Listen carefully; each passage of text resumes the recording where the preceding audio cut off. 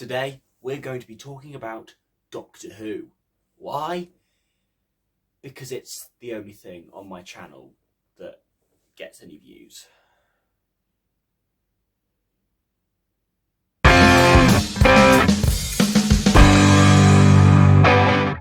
So, in today's video, we're going to be ranking all of the Doctors from Doctor Who. Now, this video was suggested by my good friend, the Doctor's Geek. Her name's Ellie, she runs a YouTube channel. Her link might be in the description, if I remember. Who knows? Go check her out, she makes bang average content. Also, I just want to say, everyone who's going to comment, oh, the 13th Doctor should be last. Oh no, put Jodie Whittaker at the bottom. All I'm going to say to that is get in the bin. Because whatever you might think about the Doctor and whether it should be male or whether it should be female, it's happened. Move on with your lives. We have 14 Doctors and I will judge those performances. So before you comment, the 13th Doctor should be last, actually put your opinion and don't just state that the 13th Doctor should be last. Tell me why, because I'm vaguely reasonable at points. So at number 14 is the 6th Doctor. And you can kind of tell why this is. Colin Baker kind of comes into Doctor Who and doesn't really understand the role particularly well. Recently, he's come into Big Finish and has really made the 6th Doctor his own character. But his actual TV era, which is mainly what I'm discussing today, yeah, he doesn't really get it. His Doctor comes in straight away and just like, oh yes, I'll strangle Perry. That'll be a great idea. Overall, Colin Baker in TV has never been a performance that I could work with. So yeah, Colin Baker, bye-bye. And number 13, it's the 8th Doctor.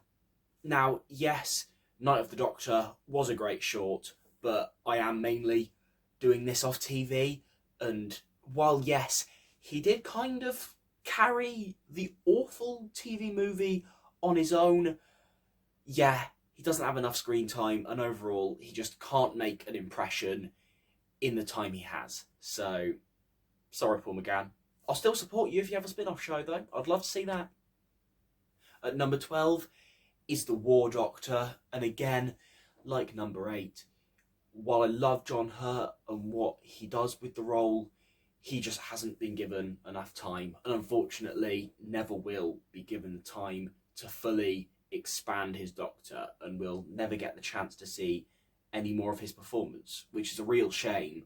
But I feel like you've got to be fair and you've got to analyse everyone's eras, and the time they had in the TARDIS is a big factor because there's just less time to see their development over time. At number 11 is the First Doctor, and I think this one is a very hard performance to rank. I think because the Doctor now versus what the Doctor was in 1963 are two very opposing ideas. And unfortunately, this really hurts the First Doctor, because while his performance can be seen as quite an iconic one, overall, it doesn't really match up or really fit with any of the performances we've seen since. And therefore, I can't really put it very high up a list of ranking the Doctors. Number 10, we have the 7th Doctor. Now, the 7th Doctor does benefit from some quite good writing near the end of his stories, but I felt like the 7th Doctor was a bit too zany.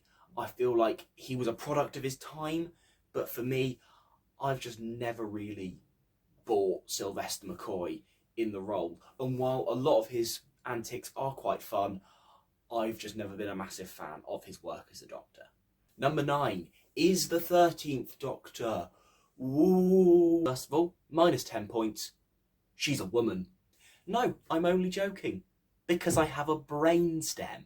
Yes, I wasn't a massive fan of her performance in Series 11, but through Series 12, and whatever you think about the Timeless Children, that is a standout performance from an actress who's understanding the role more and is really sinking her teeth into some better writing for the most part. And overall, I'm starting to warm to her as the Doctor.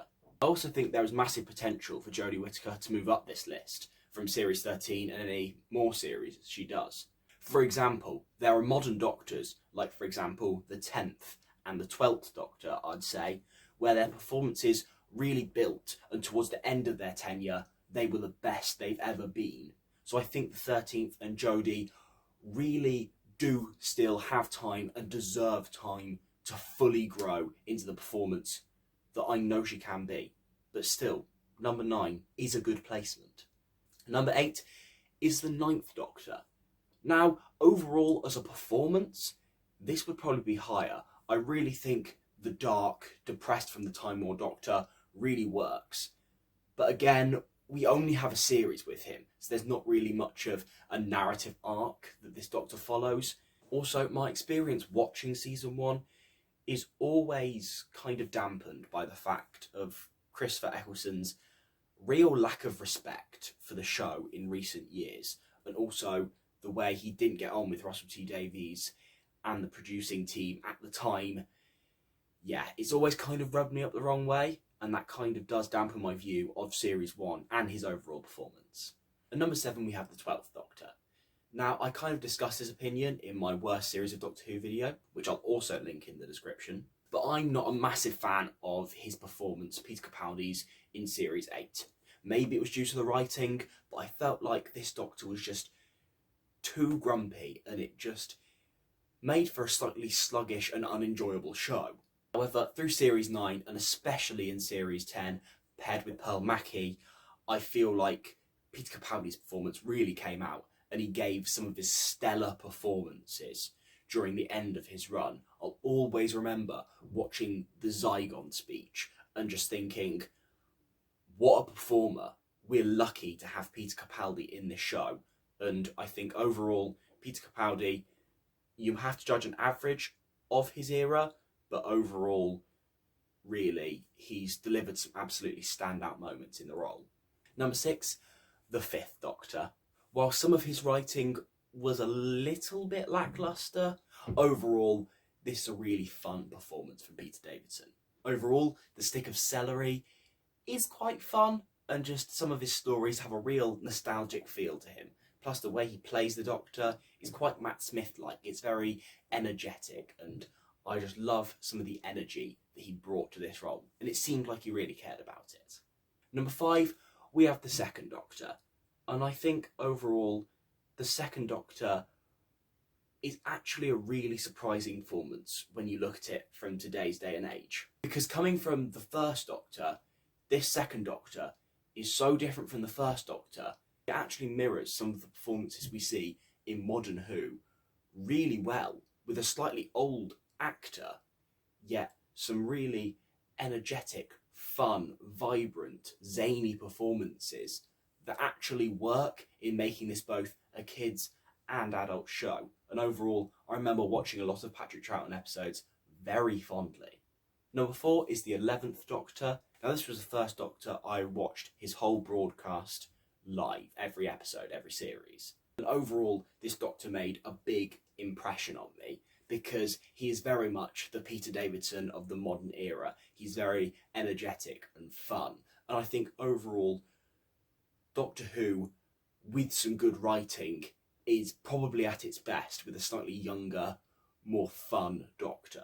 I just think that just has the broadest appeal and keeps everyone the happiest. And overall, Matt Smith is a perfect embodiment of that, really understanding some of the darker, more dramatic moments, yet always willing to keep things fun and light, and never put a dampener on anyone, except when it was really needed.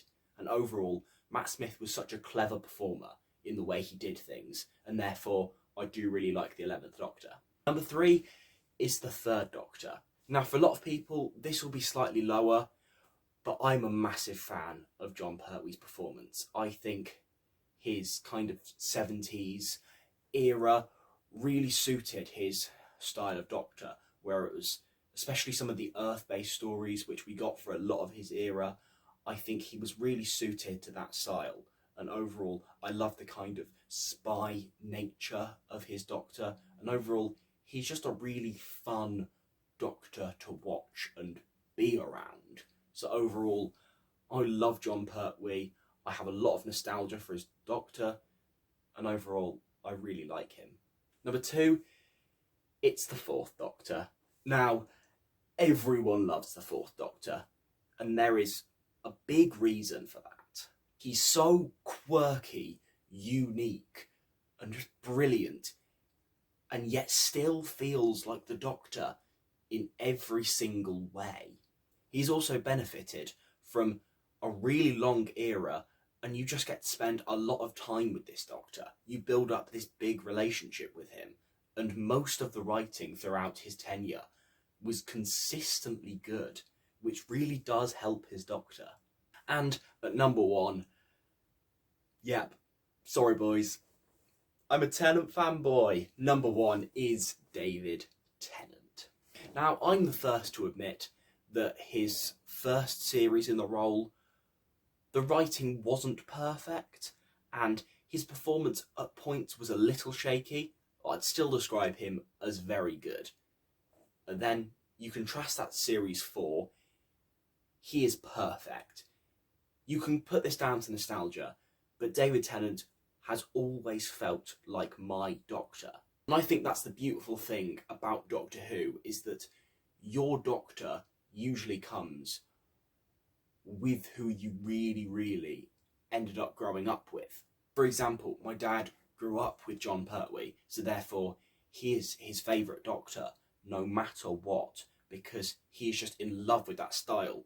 That was really Doctor Who to him. Whereas for me, I got a lot of nostalgia for Jon Pertwee, and I really like his performance.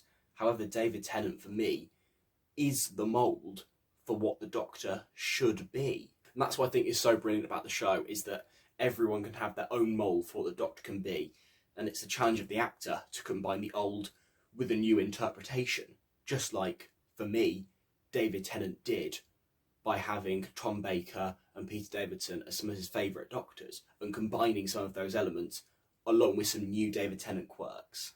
So that was my video, ranking all the Doctors. Tell me how much you disagree with me in the comments below, because I'm sure all of you want to crush my soul. If you have any video ideas and you want your channel, if you have one, to get a shout out, please leave them in the comments below. So yeah, apart from that, give it a like, give it a subscribe, and bugger off to some actual decent content. This is Willany, and if you're not already subscribed to the Nerdy Brit, right, you should be, right? If you're not, you're a loser too. Number 11 is the Number 11 is the